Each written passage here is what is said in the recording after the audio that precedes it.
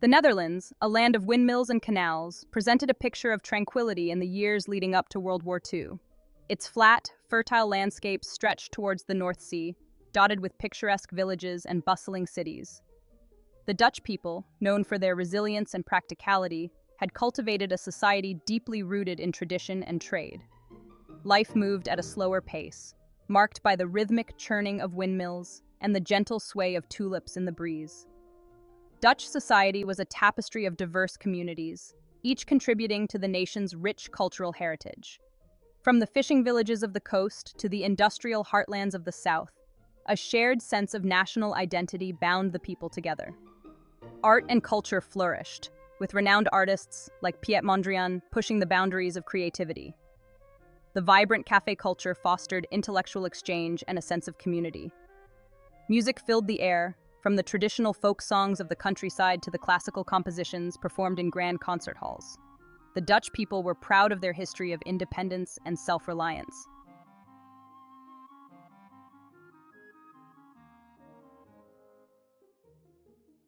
The Dutch economy, built on a foundation of trade and ingenuity, thrived in the pre-war years.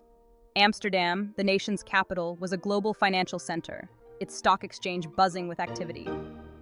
Rotterdam, Europe's largest port, served as a gateway to the world, connecting the Netherlands to vast international markets. Dutch merchants sailed the seas, exchanging goods and ideas with nations far and wide. The agricultural sector also played a vital role in the Dutch economy.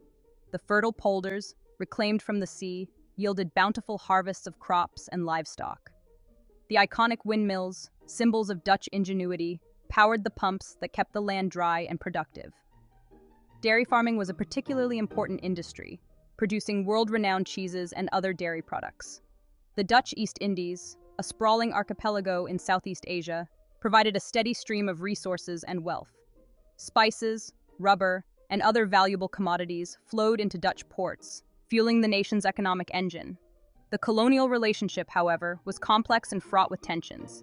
The exploitation of resources and labor in the colonies raised ethical questions that would later come to the forefront. The Netherlands' economic success was a testament to its people's hard work and entrepreneurial spirit. They had embraced innovation and adapted to the changing global landscape. The dark clouds of war, however, threatened to disrupt this prosperity and plunge the nation into an unprecedented crisis.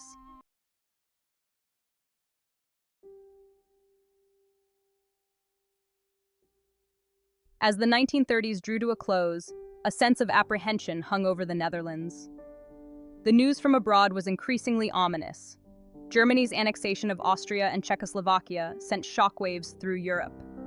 The Dutch people, despite their government's assurances, could not ignore the growing possibility of war.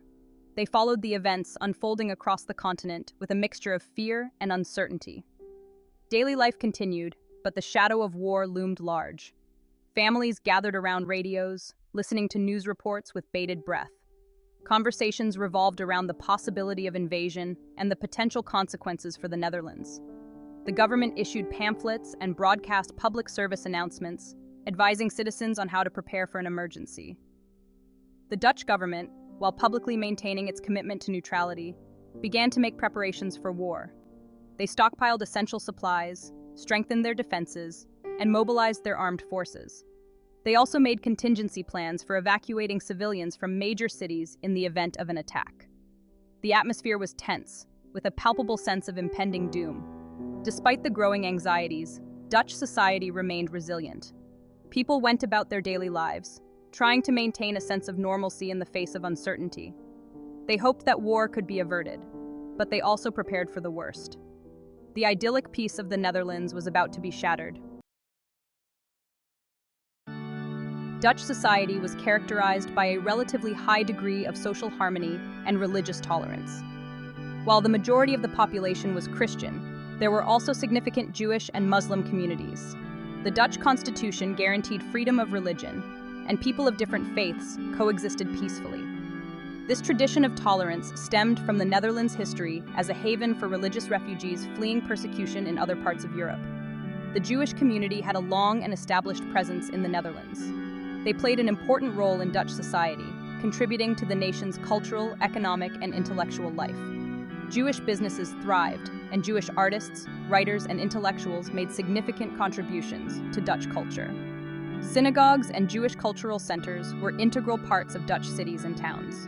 The Catholic and Protestant communities, while historically divided, had largely overcome their differences by the 1930s. Ecumenical movements promoted dialogue and understanding between the different Christian denominations. Religious leaders worked together to address social issues and promote peace and harmony within their communities. The Dutch government actively promoted interfaith dialogue and cooperation. They recognized the importance of religious tolerance for maintaining social stability and fostering a sense of national unity. The relative harmony between different religious groups was a testament to the Netherlands' commitment to pluralism and its respect for individual beliefs. Despite peace, the shadow of fascism loomed over the Netherlands in the 1930s. The rise of Nazi Germany caused growing concern among the Dutch people. The government maintained neutrality, but anxiety about the future was palpable. They strengthened defenses and made contingency plans for evacuating civilians. They sought to maintain diplomatic relations with Germany. The Dutch people were divided on how to respond to the growing threat of fascism. The rise of the NSB, a Dutch fascist party, further fueled anxieties. The Dutch government monitored the NSB's activities closely. In the early hours of May 10, 1940, the storm broke. German forces launched a swift and brutal attack on the Netherlands. The Blitzkrieg, Hitler's lightning war, had begun. Paratroopers landed near key strategic points. Panzer divisions crushed Dutch defenses. The speed and ferocity stunned the Dutch people. The Dutch military fought bravely but were outgunned. They resisted fiercely, inflicting casualties. But the German war machine was overwhelming. The Dutch Air Force was quickly decimated. Communication lines were cut and confusion reigned. The German invasion unfolded rapidly. Cities and towns fell one after another. Rotterdam became a key target. German bombers reduced its historic center to rubble. The bombing served as a brutal demonstration of German might. The Dutch people faced unimaginable horrors. Homes were destroyed, families separated. The invasion brought chaos to a peaceful nation. The suddenness and brutality left the Dutch reeling.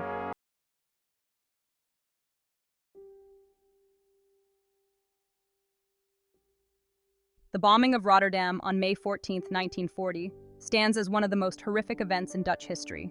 The German Luftwaffe, seeking to force a swift Dutch surrender, targeted the city's historic center. Wave after wave of bombers unleashed their deadly payload, reducing much of the city to smoldering ruins. The fires raged for days, consuming buildings and claiming countless lives. The devastation was immense.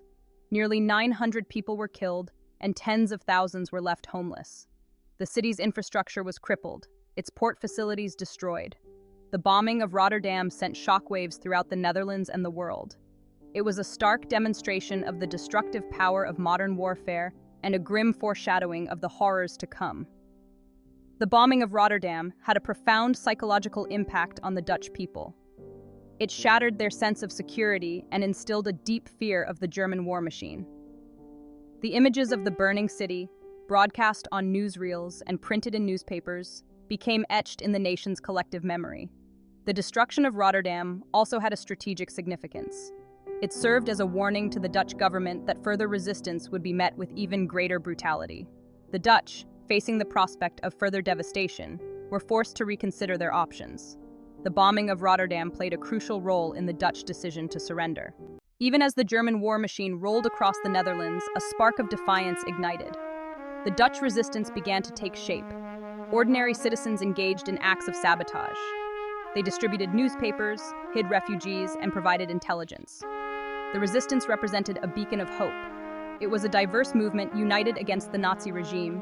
Students, workers, intellectuals, and clergy all played a role. They risked their lives for liberation. The resistance faced constant danger.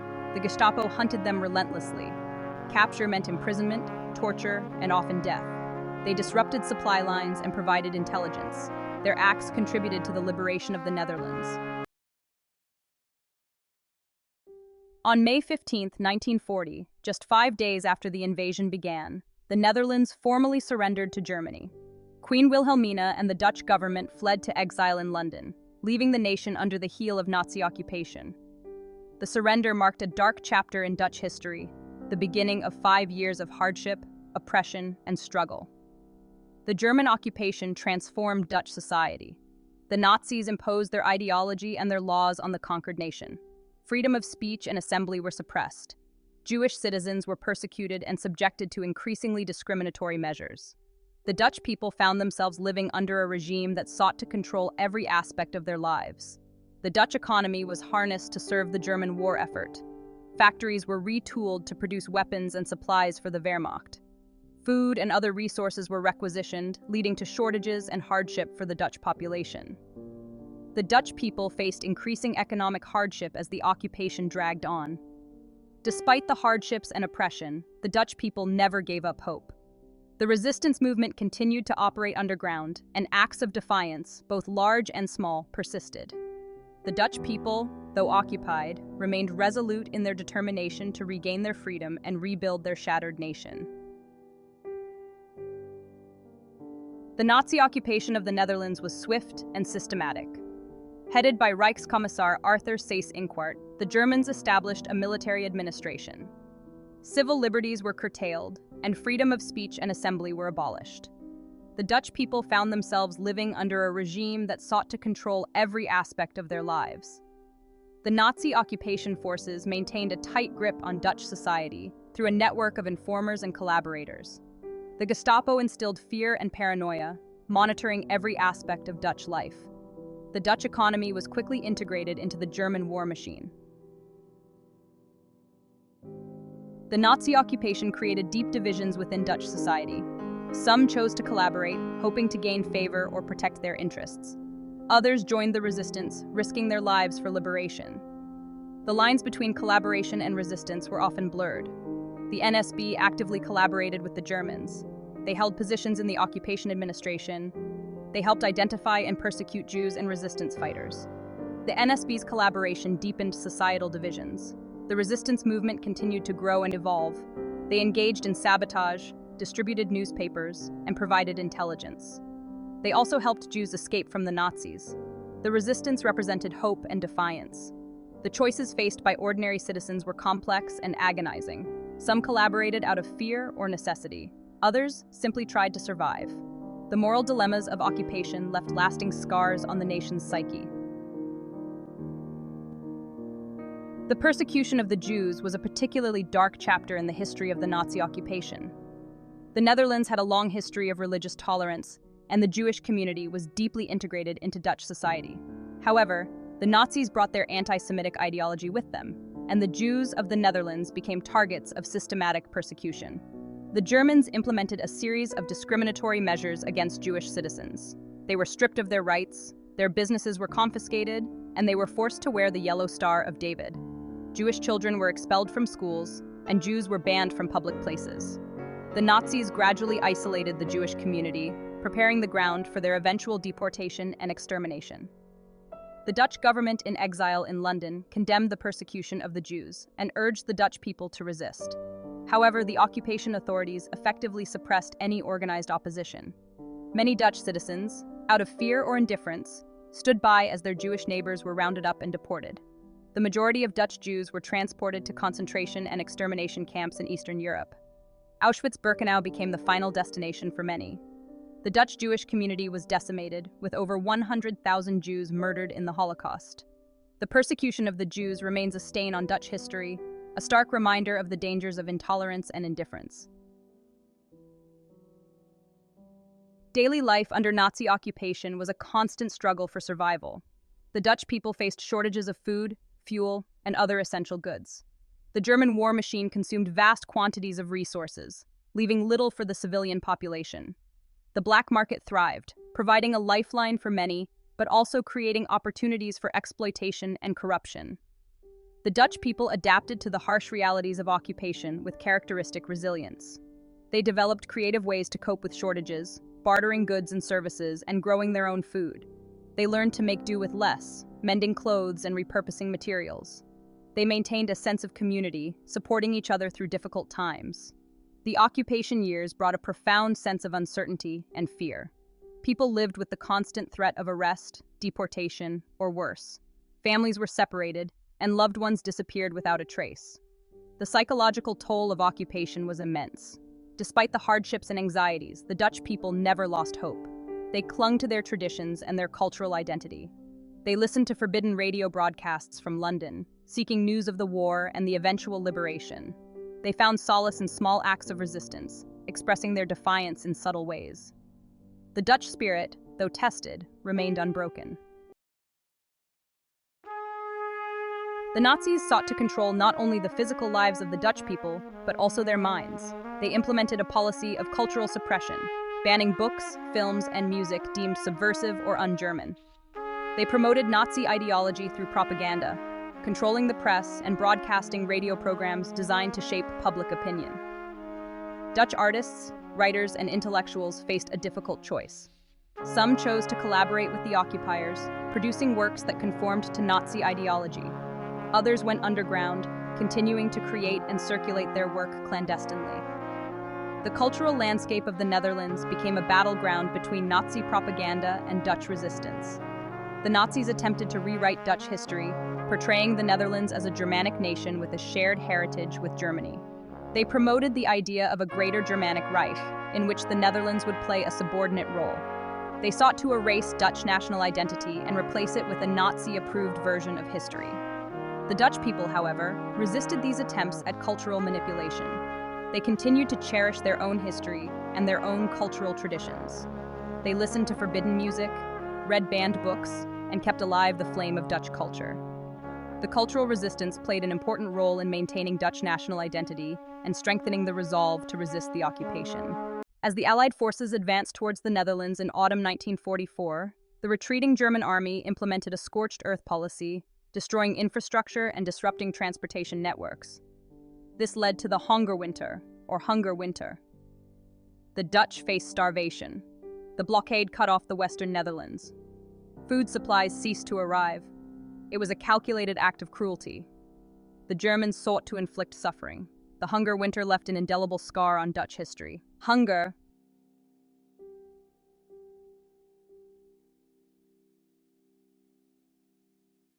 As if the blockade were not enough, the winter of 1944-45 was one of the coldest in recorded Dutch history.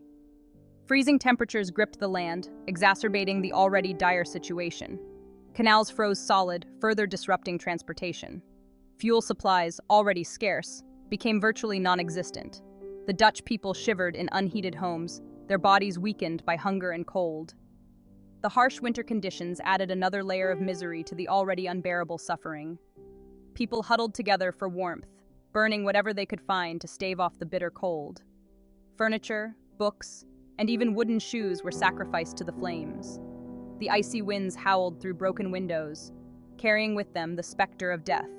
The freezing temperatures took a heavy toll, particularly on the elderly and the very young.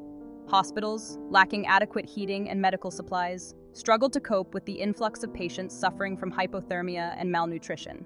The death rate soared, and cemeteries overflowed with the victims of the Hunger Winter.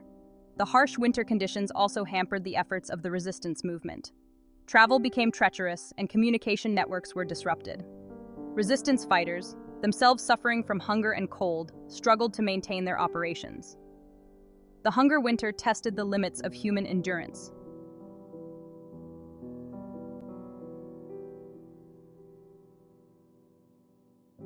As food supplies dwindled, the Dutch resorted to desperate measures. Tulip bulbs, once a symbol of beauty, became a staple food. These bulbs, typically used for ornamental purposes, were boiled and mashed to create a makeshift meal. Sugar beets, normally for animal feed, provided much-needed energy.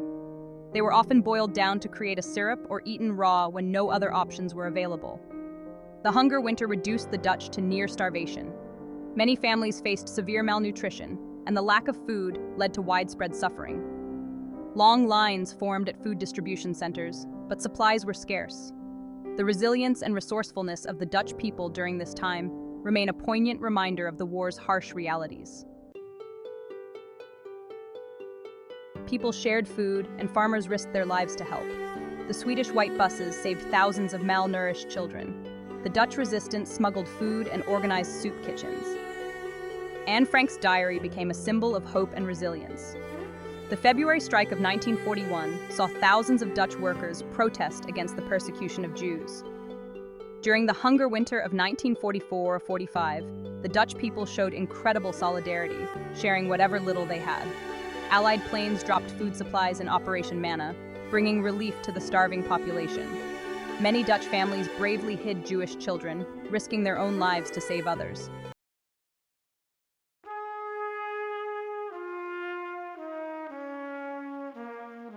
By September 1944, the Allied advance had stalled. Field Marshal Montgomery conceived Operation Market Garden. The plan involved airborne and ground assaults to seize key bridges. The strategic objective was to secure a route into Germany. Key figures included General Eisenhower and Lieutenant General Browning. The operation aimed to capture bridges over the Rhine, Maas, and Waal rivers. The challenges were immense, including strong German defenses and logistical issues. The operation was a gamble with high stakes. Despite initial successes, the operation ultimately failed to achieve its objectives. The Dutch resistance played a crucial role in supporting the Allies. The failure of the operation had significant consequences for the Dutch population.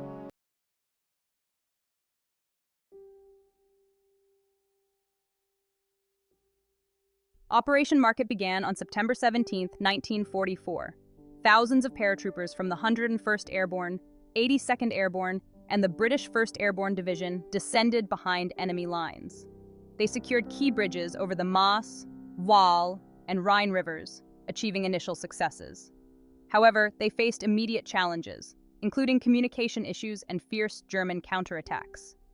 The paratroopers struggled with faulty radios, which hampered coordination.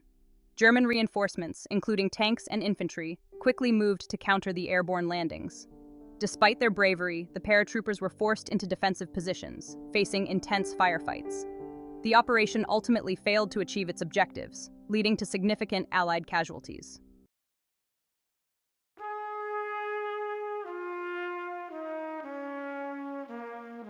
Operation Garden was led by British XXX Corps. The initial advance was swift, liberating towns along the way. The ground offensive aimed to secure a corridor through the Netherlands. Coordinated with Operation Market, airborne forces were dropped to capture key bridges. Key battles took place in Eindhoven and Nijmegen, where fierce fighting ensued. German resistance stiffened, slowing the British advance. The race to Arnhem became increasingly desperate. Despite the efforts, the British were unable to secure the Arnhem Bridge, leading to a prolonged struggle. Operation Garden was part of the larger Operation Market Garden, a bold plan devised by Field Marshal Montgomery. Supply issues and logistical challenges further complicated the mission. The Dutch population initially welcomed the advancing Allied forces with hope and enthusiasm. However, the prolonged fighting led to significant destruction and loss of life, impacting both soldiers and civilians.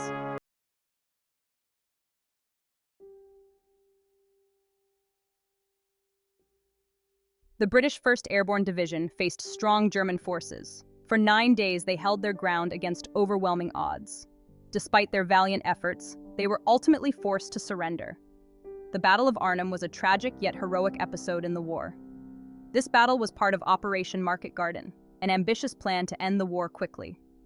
The failure marked the end of Operation Market Garden and a significant setback for the Allies.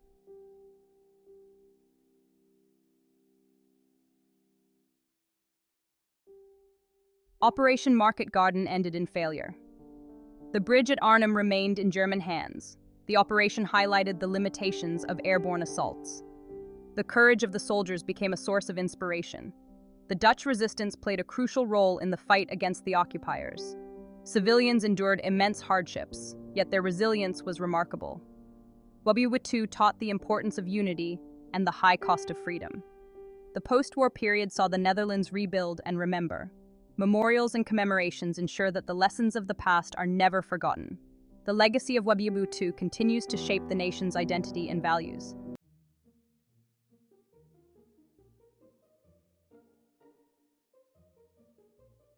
In May 1945, the Netherlands was finally liberated. The arrival of Allied troops was met with jubilation.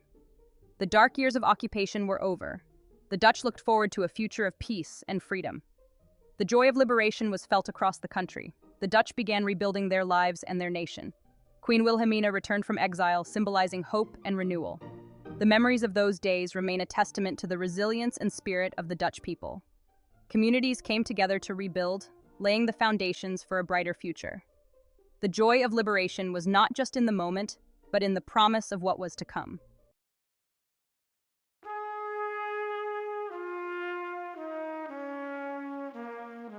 Liberation marked the start of rebuilding. The war left the nation physically and emotionally scarred. The Dutch tackled Reconstruction with resilience. The Marshall Plan provided crucial financial assistance. Despite the challenges, the Dutch spirit of innovation and community shone through. The nation saw significant economic growth and social progress in the following decades. The Dutch people faced numerous hardships, but their determination never wavered. From rebuilding cities to reviving industries, every effort was a testament to their resilience. The post-war period was marked by a collective effort to restore normalcy and build a brighter future. The Netherlands emerged stronger, with a renewed sense of unity and purpose.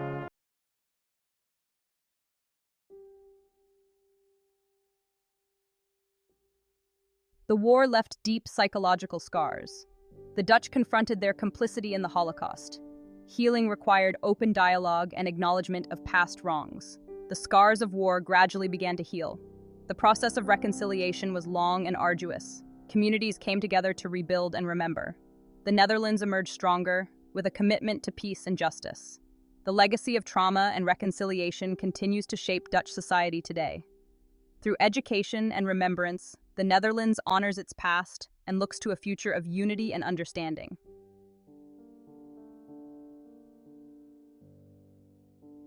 The Dutch government faced the task of bringing war criminals to justice. Trials of Dutch collaborators were controversial and painful. Opinions varied on the severity of punishments. The Dutch also prosecuted German war criminals. Arthur Seyss-Inquart was sentenced to death at Nuremberg. Many war criminals escaped prosecution. The Dutch government remained committed to justice. Jewish survivors received reparations for their losses. The Netherlands also focused on rebuilding and healing. Memorials and monuments were erected to honor the victims. Educational programs were established to teach future generations about the war. The impact of WWII continues to shape Dutch society today. The Netherlands emerged from the ashes of World War II a changed nation. The war had tested the Dutch people to their limits, but it had also revealed their remarkable resilience and determination.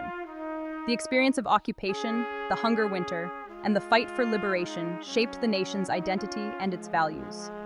The Netherlands today is a thriving democracy, a staunch advocate for human rights, and a strong member of the international community. The Dutch people have embraced multiculturalism and international cooperation, learning from the bitter lessons of the past. The Netherlands has become a symbol of tolerance, peace, and progress.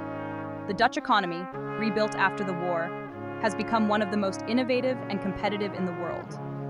The Netherlands is a global leader in agriculture, technology, and sustainable development. The Dutch people have embraced innovation and entrepreneurship, building a prosperous and dynamic society. The memory of World War II remains a powerful force in Dutch society. The Dutch people have never forgotten the sacrifices made in the fight for freedom. They continue to honor the memory of the fallen and to cherish the values of democracy, tolerance, and human rights. The Netherlands has a deep tradition of remembrance and commemoration. Every year on May 4th, the nation observes National Remembrance Day, a solemn occasion to honor the victims of World War II and subsequent conflicts. People gather at war memorials and cemeteries throughout the country to pay their respects to the fallen. The Dutch flag flies at half-mast, and a 2-minute silence is observed at 8 p.m.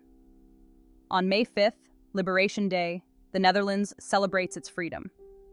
Festivities and celebrations take place throughout the country, marking the anniversary of the liberation from Nazi occupation.